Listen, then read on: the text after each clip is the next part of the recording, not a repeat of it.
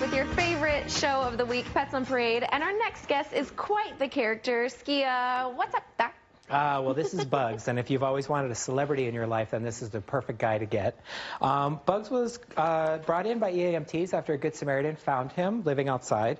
Now, domesticated rabbits are not the same as what you would see running around outside in the yard, in the woods, or when you go up north. They are not acclimated to the extreme temperatures that we have, the hot and the cold. They don't know how to fend for themselves, how to find the food that they're going to need or the shelter that they're going to need.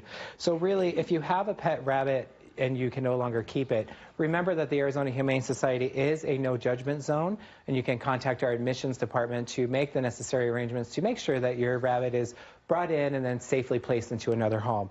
Now, Bugs here is neutered, so you don't have to worry if you have another little bunny at home that they'll be, you know, known for what bunnies are most well known for doing. And you can also make sure that you do your research to make sure that you have the right habitat. For instance, they need a flat bottom on their habitat, not a wire type of cage, because it can hurt their feet. Their feet can get stuck in it.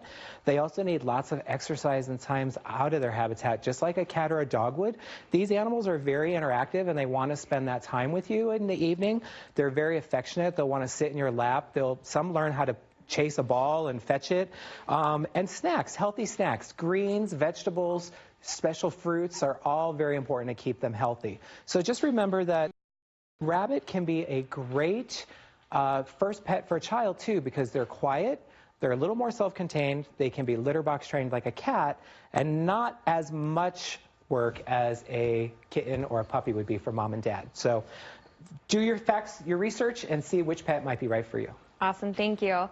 And speaking of finding out what pet is right for you, we have an adoption update. They lost their furry family members, and they obviously say they will never replace the ones that they've lost, but they were able to adopt this beautiful Venus and Serena, who are now known as Izzy and Charlie.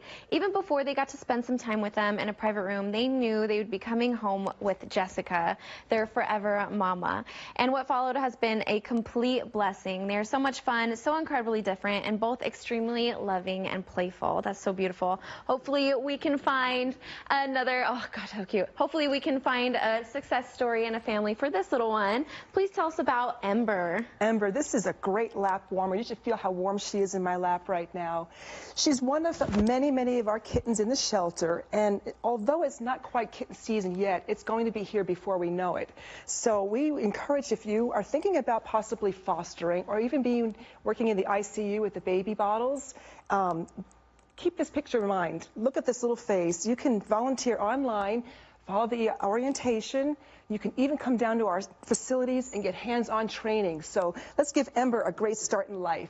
That's right. Thank you so much. And that's it for today's show. If you want to find out any more information on the cuties, make sure to visit that website right there. And make sure that you tune in next week as well for even more adorable adoptable pets and ways that you can help our little ones be successful this new year. We'll see you then.